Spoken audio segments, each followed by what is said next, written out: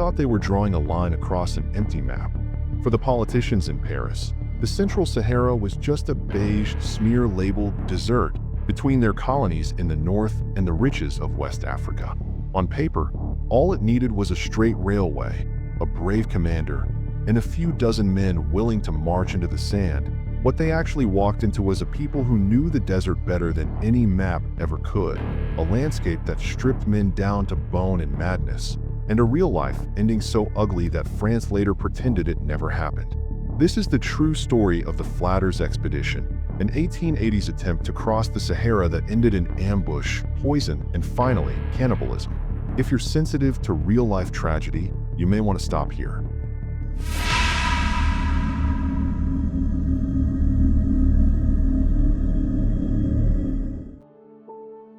By the early 1880s, European powers were carving Africa into pieces.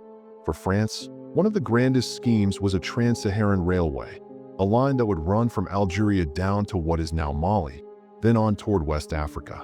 It would cut straight across one of the harshest environments on Earth. To scout the eastern route, through the least friendly part of the desert, they chose Paul Flanders. He was not the romantic desert hero you might picture.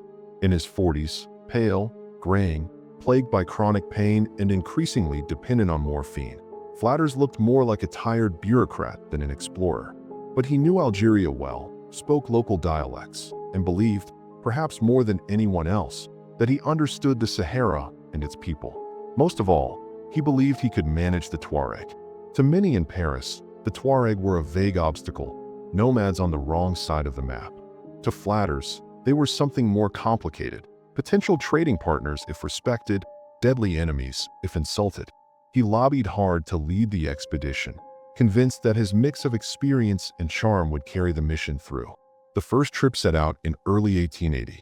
Flanders wanted more than 200 soldiers. Paris, swayed by another explorer who idealized the Tuareg as noble desert lords, forced him to take far fewer. The idea was that a lighter touch would be safer.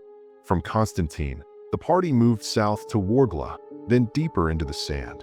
12 Europeans, Algerian soldiers, camel drivers, and guides threading between oases and dune fields. Heat slammed them by day, cold bit at night. Supplies dwindled. Local tribes grew more hostile the further they pushed. By April, they reached a seasonal lake near the edge of Tuareg territory. Flanders could read the mood. Food was low, tempers frayed, and the welcome was thin. Reluctantly, he ordered a retreat.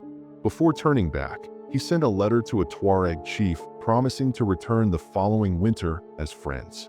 The first expedition limped back to Ouargla battered but alive. It had not found a perfect railway route, but it had mapped some promising valleys and waterways. In Paris, that was enough to fund a second attempt. Flanders saw unfinished business. The second expedition left in late 1880, larger and more ambitious.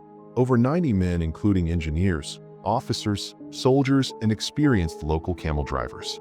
Officially, it was a peaceful mission, diplomacy, surveys, maybe a future French consulate deep in the desert. Unofficially, it was about control. They moved from oasis to oasis, sometimes traveling with a respected Sufi leader's caravan to show peaceful intent. Warnings came anyway.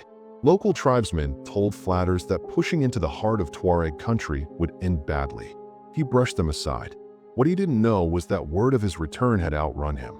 As the convoy pushed south along the edge of the Tademate Plateau, past the last Roman ruins and toward the Mali border, messages moved faster than camels. Tuareg leaders, who had not forgotten French ambitions, assembled a force. Hundreds of fighters shadowing the expedition from a distance, studying its routines, letting it get as far from safety as possible. On February 16, 1881, Flanders' party halted at Bir El Garama, a lonely watering hole. By then, more than 600 Tuareg warriors were already in the area. Some of the expedition's own guides were quietly feeding them information and steering the French exactly where they wanted them. Flanders still trusted diplomacy. He left the main camp with a smaller group of officers, scientists, and camels to scout the wells. One guide nervously warned him that something felt wrong. Flanders waved it off. Within half an hour, the Tuareg struck. Riders closed in with lances and old muskets from all sides. Camels panicked and refused to move. The French leaders barely had time to reach for their weapons. Flatters and the entire command group were killed where they stood, along with numerous camel drivers. Only a handful escaped back toward the main camp. Back at that camp, dozens of men suddenly found themselves leaderless, low on supplies, and very far from help. Lieutenant Joseph de Dinas took charge of the 56 survivors. With almost all camels captured, they could carry little. They burned spare supplies so nothing useful would fall into Tuareg hands, divided the remaining food, ammunition, and coins, gave the strongest what water was left, and started walking the roughly 1,500 kilometers back toward Ouargla. The desert stripped them quickly. The Tuareg did not simply disappear.